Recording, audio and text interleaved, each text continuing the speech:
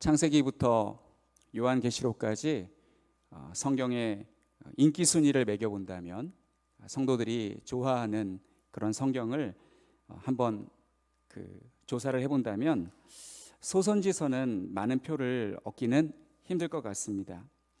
소선지서는 성도들이 평소 잘 읽지 않는 성경입니다. 부끄럽습니다만 저 역시 소선지서를 본문으로 설교를 준비해 본 적이 많지 않습니다. 소선지서를 얼마나 안 보았는지 소선지서 중에 하나를 말씀드리면서 찾아보라고 하면 많은 성도님들이 어디 있는지 잘 몰라서 헤매곤 합니다. 그러나 우리 한가람 교회 성도님들은 안 그런 줄로 믿습니다. 예외로 성경의 모든 말씀들을 다 사랑하셔서 어느 곳 어느 부분을 찾더라도 금방 찾아내실 줄로 믿습니다. 그러나 이 소선지서가 인기가 없다고 하더라도 지난번에 우리가 하박국서의 말씀을 보았듯이 그 안에서 의인은 믿음으로 말미암아 살리라라는 말씀이 나온 걸 보면 소선지서는 하나님께서 교회에 주신 영감된 하나님의 말씀임이 틀림이 없습니다. 당연한 이야기죠. 이 소선지서는 그 정도로 우리가 꼭 빼놓지 않고 알아야 하고 또 읽고 또 묵상하면 하나님께서 또 그 안에서 필요한 은혜를 우리에게 주실 줄로 믿습니다. 스바냐서를 이해할 때 이 스바냐서는 12개의 소선지서 중에 9번째 책입니다. 이 스바냐서를 이해할 때 꼭 기억해야 할 왕이 있습니다. 바로 요시야 왕입니다. 요시야 왕은 히스기야 왕과 더불어 하나님을 경외하며 선지자들의 말을 경청하며 종교개혁을 일으켰던 위대한 왕입니다. 하박국 선지자는 요시야 왕의 갑작스러운 죽음 이후 악인들이 득세하고 하나님께서 갈대아인을 통해 그들을 심판하시겠다는 말씀에 대하여 하나님께 항변하다가 받은 말씀이라면 스바냐 선지자가 받은 말씀은 요시야 왕이 살아 있었을 때 받은 말씀입니다. 이 요시야 왕이 죽고 나서 그 상황이 이해가 되지 않아서 항변한 선지자가 하박국이라면 스바냐 선지자는 요시야 왕의 이제 즉위하고 사역 초기에 나라를 다스리던 그 초기에 멘토 역할을 했던 선지자입니다. 그리고 그때 하나님의 말씀을 받아서 선포하였습니다. 스바냐 선지자와 같은 시기에 활동했던 선지자는 예레미야 선지자가 있고 또 아스루의 멸망을 예언했던 나훔 선지자가 있습니다. 지난 주에 우리 연 목사님이 설교해 주셨듯이 여호와의 날이라는 주제가 이 스바냐서의 또 핵심 주제라고 할 수 있겠습니다. 여호와의 날, 이 날은 심판의 날이고 진노의 날이고 매우 두려운 날입니다. 하나님께서 왜 이렇게 진노하셨을까? 하나님께서 왜 이렇게 1장에서 화가 나셨을까? 이 스바냐서가 기록된 그 당시의 상황을 보면 쉽게 이해할 수가 있습니다. 그 당시의 상황을 우리가 함께 살펴보면 하나님께서 정말 오랫동안 참고 계셨구나라는 것을 알 수 있습니다. 요시야 왕의 아버지와 할아버지가 어떤 사람이었냐면 1장 1절 말씀에도 나와 있듯이 요시야의 아버지는 아몬, 할아버지는 므낫세, 그리고 증조 할아버지가 히스기야 왕입니다. 이 히스기야 왕이 죽은 후에 그 아들 므낫세가 왕이 되었는데 이 므낫세가 다스리는 유다 왕국의 신앙 상태는 히스기야의 아버지 아하스 왕의 시대로 쇠퇴하였습니다. 히스기야가 종교개혁을 일으켰는데 그 종교개혁 이전의 시기로 돌아가 버리고 말았습니다. 므낫세는 히스기야가 파괴했던 바알의 제단들을 다시 세웠고 신앙은 극심한 형식주의 수준으로 타락하였습니다. 이 형식주의라는 말을 통해 알 수 있는 것은 므낫세 시대에도 이스라엘 백성들은 하나님을 섬기기는 섬겼던 모양입니다. 그러나 우상을 같이 오히려 더 우상을 더 섬겼습니다. 우상 숭배가 뭐 그리 심각한 범죄인가라고 생각이 들 수도 있는데, 우상 숭배가 심각한 범죄인 이유는 하나님과 맺은 이스라엘의 언약의 파기이기 때문에 그렇습니다. 하나님의 그 언약을 무시하고 그것을 받아들이지 않는 그러한 태도이기 때문에 그렇습니다. 이때의 유다 왕국의 우상 숭배가 최고조에 달해 있었습니다. 유다 최악의 왕이었던 므낫세가 뿌린 배교와 우상 숭배의 전통이 기승을 부리고 있었습니다. 므낫세는 이 북쪽 이스라엘의 악의 대명사였던 아합 왕을 본받아 유다 전역에 바알과 아세라 신상을 만들고 예루살렘 성전들의 1월 성신을 위한 단을 쌓았으며 심지어 성전에 아세라 목상을 세웠습니다. 제가 볼 때 아합 왕보다 더한 사람이 므낫세인 것 같습니다. 보통 북이스라엘에 악한 왕들이 많이 나왔는데, 그리고 남유다에는 꽤 괜찮은 왕들이 여럿 있었는데, 므낫세는 통틀어서 북이스라엘과 남유다를 통틀어서 최악의 왕이었습니다. 그뿐 아니라 므낫세는 흰놈의 아들 골짜기에서 자신의 아들들을 암몬 민족들이 섬겼던 몰렉 신에게 바쳤습니다. 이 몰렉 신은 스바냐 1장 5절 말씀에 보면 말감이 나옵니다. 말감. 이 말감이 바로 몰렉이라고도 하고 밀곰이라고도 합니다. 이 몰렉 신에게 바쳤습니다. 성경에 아들들을 바쳤다고 하는 걸 보니까 한 사람의 아들을 바친 게 아니라 여러 아들, 둘 이상을 바친 것으로 그렇게 볼 수 있습니다. 므낫세의 배교는 이에 끝나지 않고 점쟁이와 사술과 요술을 부리는 무당과 박수를 가까이 두고 자문을 구하곤 했습니다. 이런 배교는 므낫세 왕 혼자 한 것이 아닙니다. 열왕기하 21장 9절 말씀을 보면 유다 백성들이 므낫세의 게임을 받고 죄악의 길을 걸었다고 말씀하고 있는데, 이전에 가나안에 살았던 열방들보다 더욱 심했다고 기록하고 있습니다. 므낫세 왕 때문에 백성 전체가 우상 숭배에 빠져 있었다라는 겁니다. 그뿐 아니라 므낫세는 자신의 행동과 삶에 동조하지 않는 무죄한 사람들을 수없이 죽이기까지 하였습니다. 그들이 흘린 피가 예루살렘 끝에서 끝까지 넘쳤다고 합니다. 열왕기하 21장 16절 말씀에 기록되어 있습니다. 이렇게 못된 왕, 정말 우상 숭배의 끝판왕, 최악의 왕, 이런 므낫세가 통치 말년에 또 어떤 일이 있었냐면 아수르의 포로로 끌려갔다가 그곳에서 자신의 잘못을 뉘우치고 회개하는 일이 생깁니다. 참 신기합니다. 그렇게 악했던 왕이 이제 포로로 끌려가가지고 이방 나라의 포로로 끌려가서 죽을 뻔한 그러한 일을 겪자 하나님께 회개한 것입니다.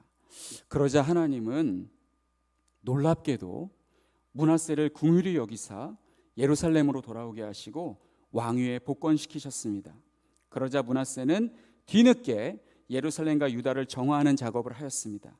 그러나 백성들은 이미 우상 숭배의 문화에 깊이 젖어 있었습니다.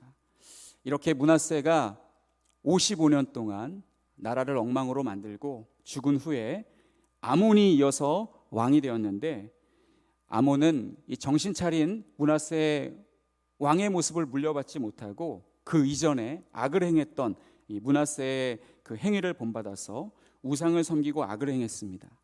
아몬 왕은 왕위를 물려받아 2년간 우상 숭배를 일삼다가 신복들에게 암살을 당하고 8세에 요시야가 왕위에 올랐습니다. 이러한 시기에 스바냐가 말씀을 선포한 겁니다. 여호와의 날, 하나님이 진노하셨고 하나님께서 너희들을 심판하실 것이다, 이렇게 선포한 것입니다.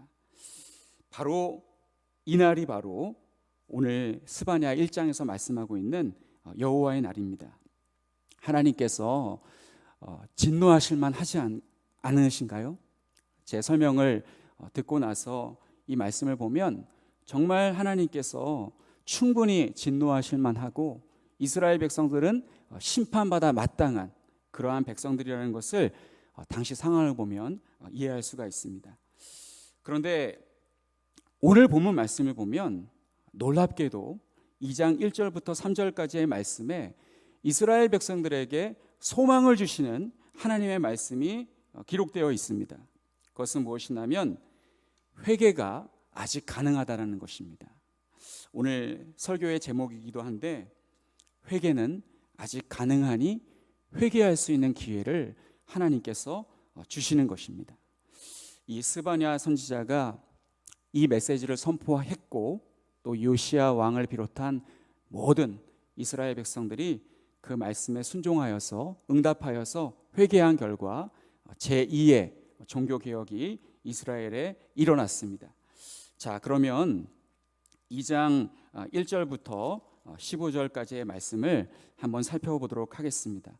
먼저 1절부터 3절까지의 말씀은 여호와를 찾으라라는 말씀입니다.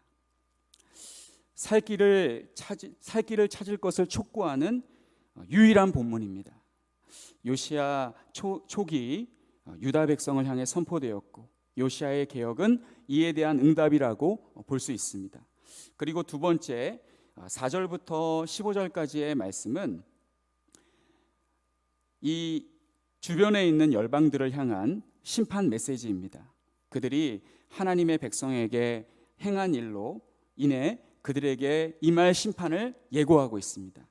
이 4절부터 7절까지는 블레셋에 대한 심판의 메시지이고 8절부터 11절까지는 모압과 암몬, 그리고 12절 말씀은 구스, 13절부터 15절까지의 말씀은 이 아수르에 대한 심판의 메시지가 기록되어 있습니다.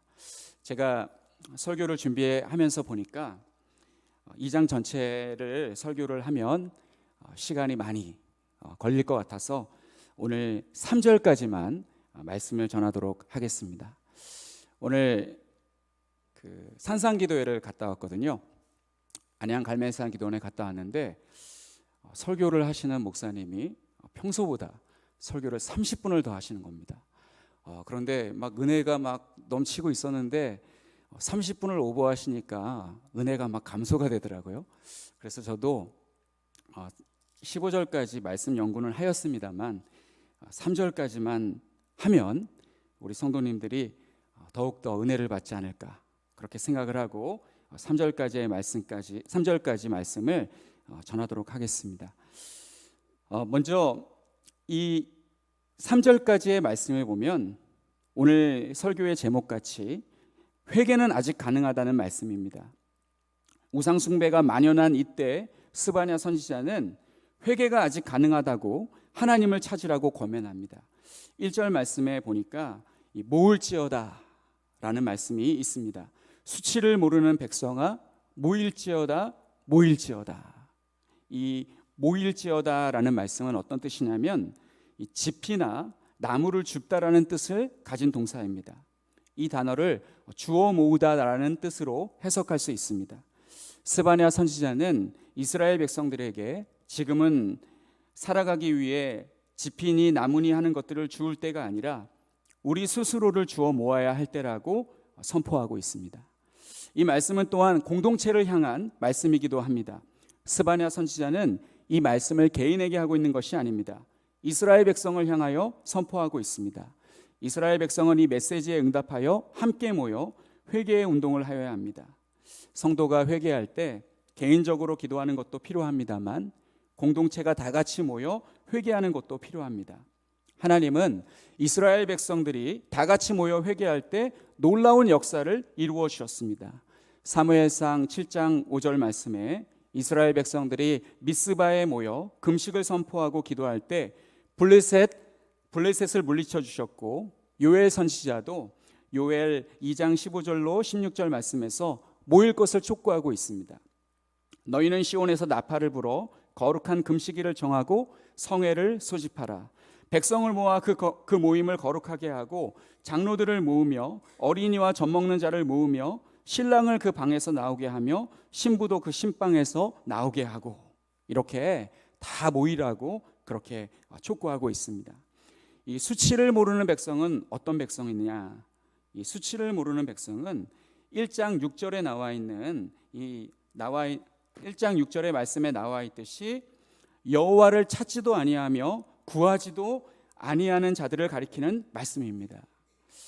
이 수치를 모르는 이라는 이 형용사는 두 가지의 뜻을 가지고 있습니다. 첫 번째가 열망하다라는 뜻을 가지고 있고, 두 번째가 부끄럽게 되다라는 뜻을 가지고 있습니다. 우리가 보고 있는 한글 성경은 이 부끄럽게 되다라는 단어의 뜻을 선택을 해서 이 부끄러움을 모르는, 수치를 모르는 백성아라고 번역을 했습니다만, 이 킹 제임스 영어 성경의 경우 1번의 뜻을 받아들여서 하나님을 갈망하지 않는 백성아라고 번역을 하기도 하였습니다. 1장 6절에 있는 것처럼 여호와를 찾지도 아니하며 구하지도 아니하는 자들을 멸절하리라. 이 말씀과 같이 하나님에 대해서 갈망하지 않는, 하나님을 찾지도 않고 구하지도 아니하는 백성을 가리키는 말씀입니다. 여호와를 갈망한다라는 것은 무슨 뜻일까요? 이것은 회개를 가리키는 말씀이기도 하고 또 변화를 가리키는 말씀입니다. 그리고 현재를 자포자기하지 않겠다라는, 체념하지 않겠다라는 말씀이기도 합니다. 여호와를 갈망한다는 것은 현재의 상태를 당연한 것으로 여기지 않으며 현재의 상태를 바꿀 수 없는 것으로 여기지 않는 것입니다. 하늘이 무너져도 솟아날 구멍이 있다라는 속담이 있습니다. 하늘이 무너지는 상황에서 솟아날 구멍이 있다는 것은 복음입니다. 여호와의 분노의 날에 피할 자는 아무도 없습니다. 그런데 오늘 본문의 이 3절 하반절 말씀을 보면 너희가 혹시 여호와의 분노의 날에 숨김을 얻으리라, 숨김을 얻을 수 있는 길이 있다고 말씀하고 있습니다.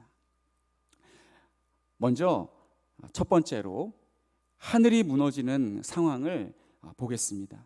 어떤 상황이냐면 2절 말씀에 보면 나와 있습니다. 이 2절 말씀을 보면 이 전에라는 단어가 여러 번 반복돼서 나옵니다. 첫 번째, 명령이 시행되어 날이 겨같이 지나가기 전에. 두 번째, 여호와의 진노가 너희에게 내리기 전에. 세 번째, 여호와의 분노의 날이 너희에게 이르기 전에. 이렇게 전에라는 말이 3번 연속해서 나오는 것을 볼 수 있습니다. 첫 번째 나온 명령이 시행되어 날이 겨같이 지나가기 전, 이 날이 겨같이 지나간다라는 말씀은 아주 독특한 표현입니다.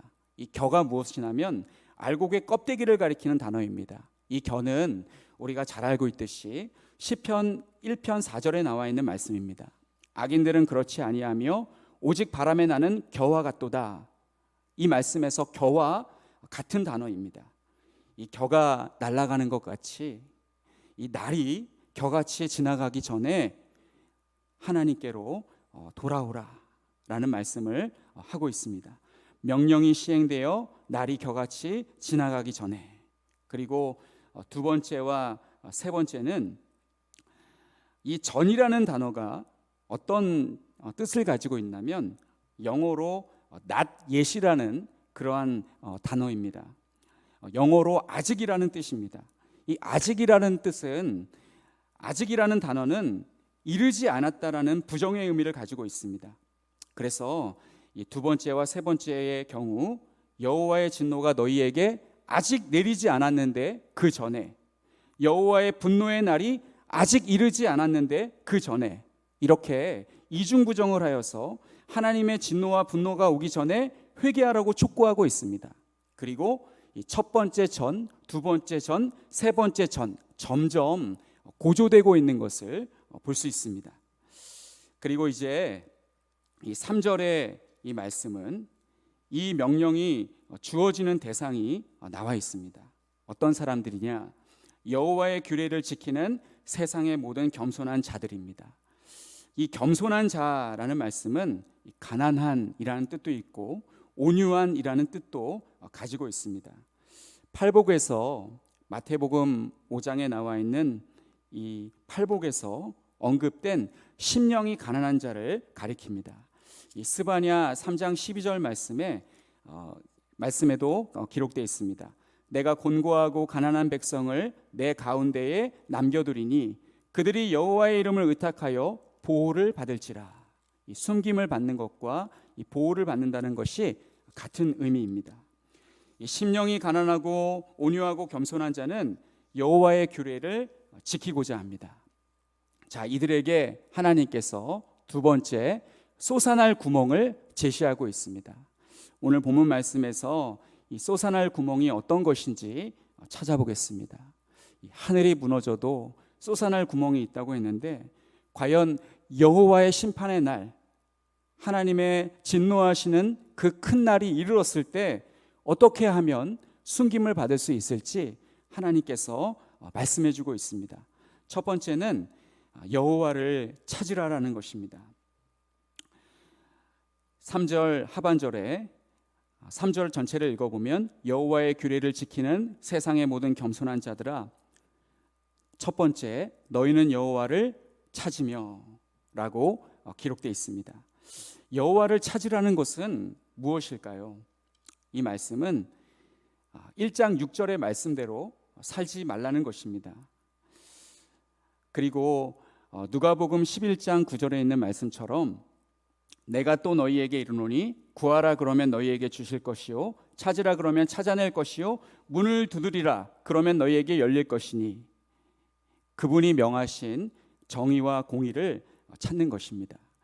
오늘 한글 성경에는, 본문에서 한글 성경에는 여호와를 찾으며 공의와 겸손을 구하라 라고 되어 있는데, 이 구하라라는 말도 같은 단어로 기록되어 있습니다. 찾으라라는 말씀으로 기록되어 있고, 또 공의와 겸손을 묶었는데 이 원어에는 이것도 다 분리되어 있습니다. 그래서 여호와를 찾으며 공의를 찾으며 겸손을 찾으라, 이렇게 다 따로따로 되어 있습니다. 그래서 참 번호 매기기가 쉽습니다. 첫 번째는 여호와를 찾으라는 것이고, 두 번째는 공의를 찾으라는 것입니다. 이 공의는 무엇이냐?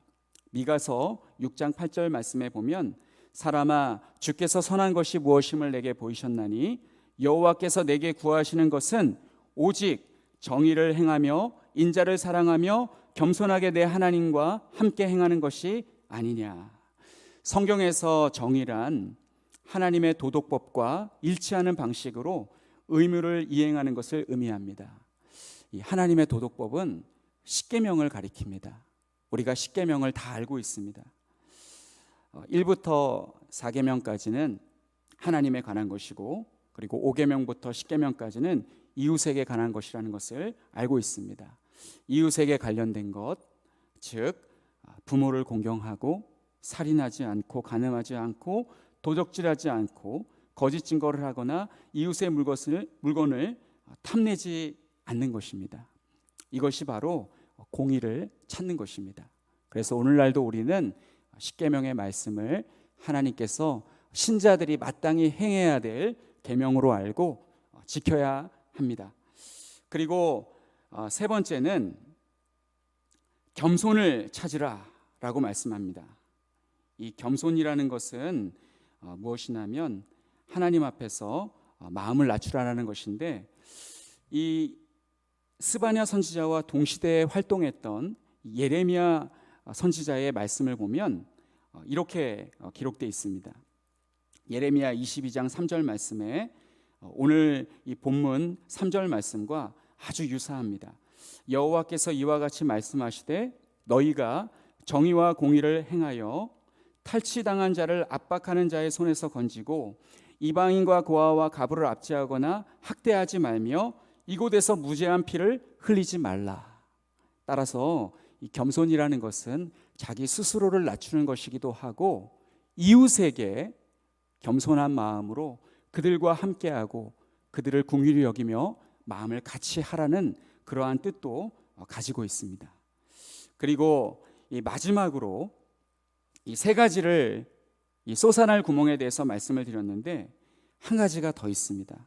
한 가지 더 있는 것은 무엇이냐면 혹시입니다. 혹시 너희가 혹시 여호와의 분노의 날에 숨김을 얻으리라. 이 혹시라는 단어가 굉장히 중요한 단어입니다.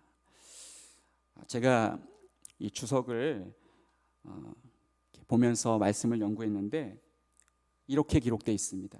혹시는 신학적으로 중요한 말이며 하나님의 은혜와 주권을 강조하는 말씀이다 라고 기록되어 있습니다. 이 혹시라는 말이 성경에 참 많이 나옵니다. 구약 성경에 보면 48번이 나옵니다. 그 중에 한 두 군데만 찾아보겠습니다. 출애굽기 32장 30절 말씀을 보면 이튿날 모세가 백성에게 이르되 너희가 큰 죄를 범하였도다. 내가 이제 여호와께로 올라가노니 혹 너희를 위하여 속죄가 될까 하노라 하고 라는 말씀도 있고, 그리고 아모스 5장 15절 말씀에 보면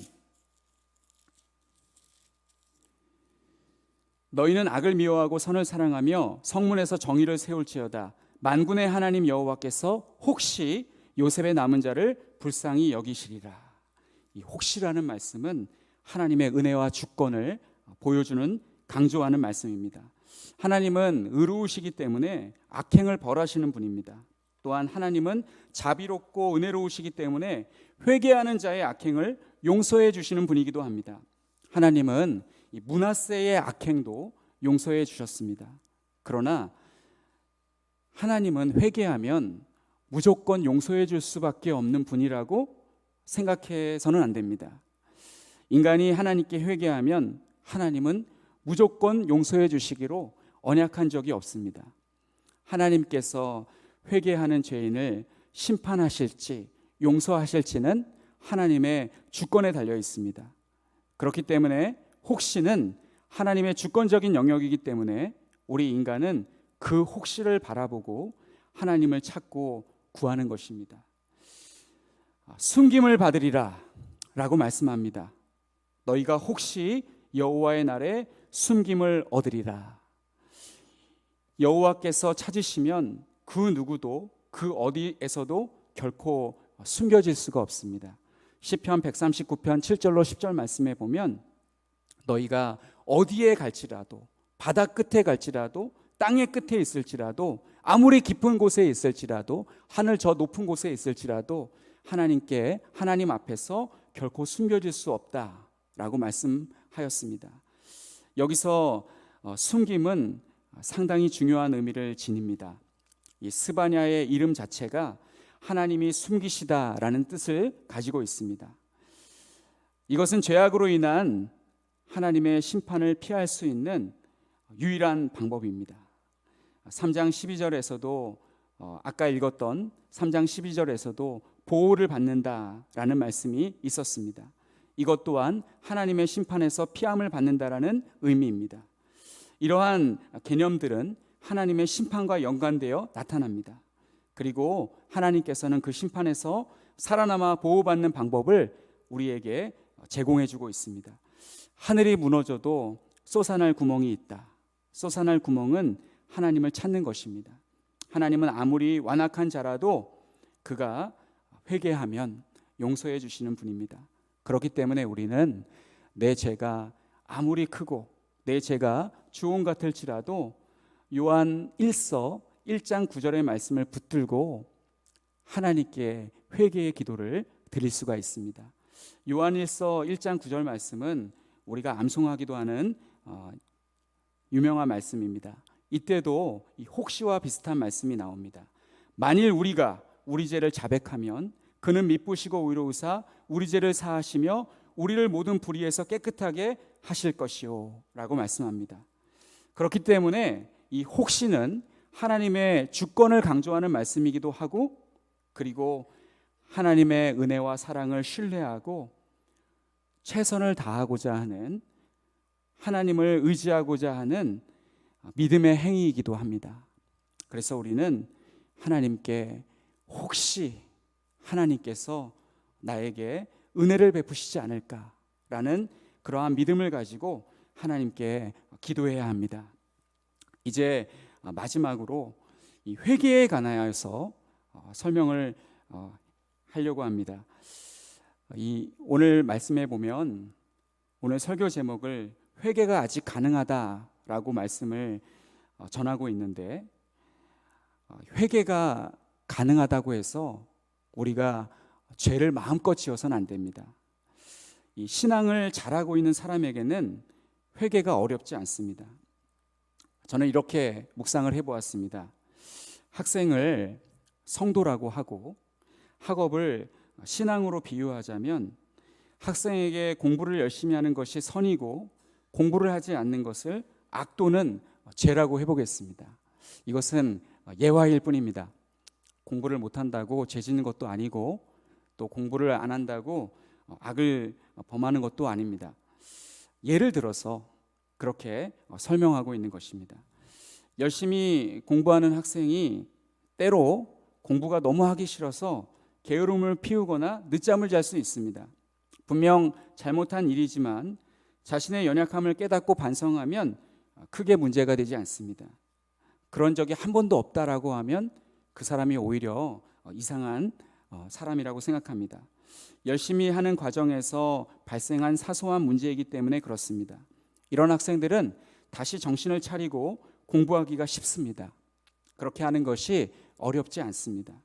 그러나 공부에서 너무 멀리 떠나 있을 경우 다시 공부를 시작하기가 어렵습니다. 비행 청소년을 예로 들자면 가출을 하고 무단결석을 하고 소위 일진이라고 불리는 불량한 학생들과 어울리며 또 어른들이 하는 술과 담배를 하며 유흥가를 전전하며 밤문화를 즐기느라 학교에 오면 늘 잠만 자는 학생은 다시 공부를 하기가 쉽지 않습니다. 학교에서 가르치는 수업에는 진도라는 것이 있습니다.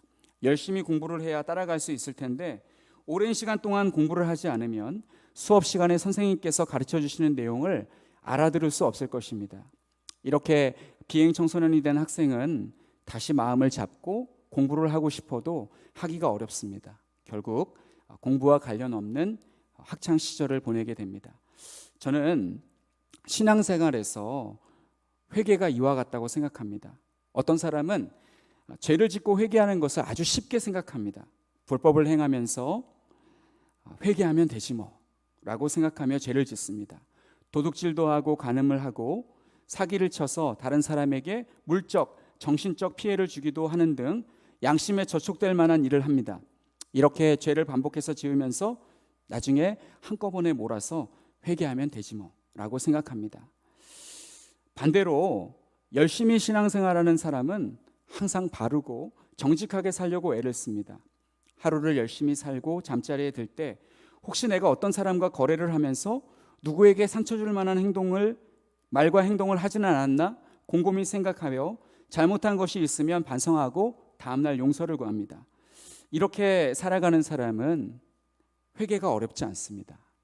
그러나 평상시 회개를 하지 않는 사람은 나중에 회개를 하려고 하면 밀린 숙제를 한꺼번에 하는 것이 너무 힘들고 어렵기 때문에 결국 하지 못하게 되는 것처럼 잘 되지도 않고 결국 포기하고 맙니다. 그렇기 때문에 회개란 하루라도 빨리 해야 합니다. 정상적인 신앙생활을 하기 원하는 사람은 반드시 회개를 해야 합니다.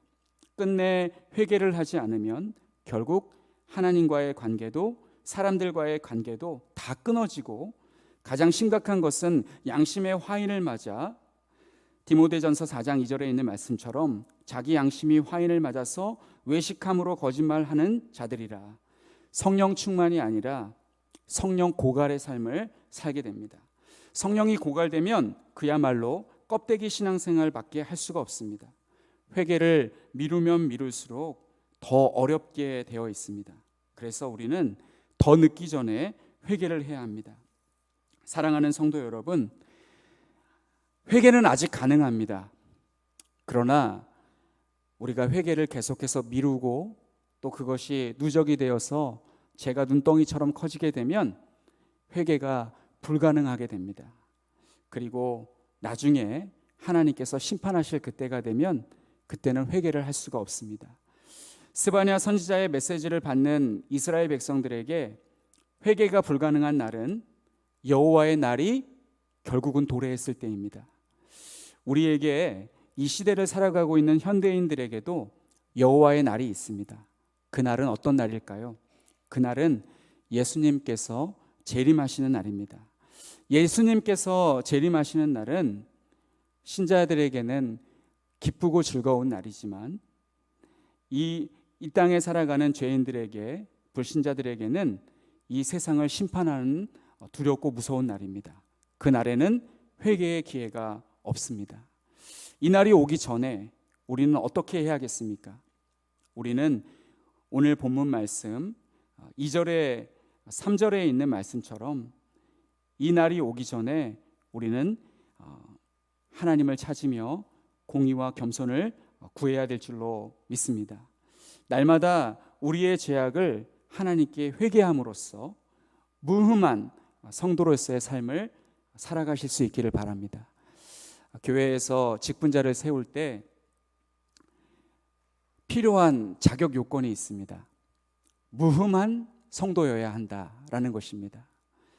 무흠한 성도, 교회로부터 징계를 받은 이력이 없는 그러한 성도가 직분자의 자격이 있습니다. 인간이 뽑는 중직자도 그러한 기준이 있는데 우리가 장차 하나님 앞에 섰을 때 하나님께서는 그보다 더 엄격한 기준을 우리에게 요구하실 것입니다.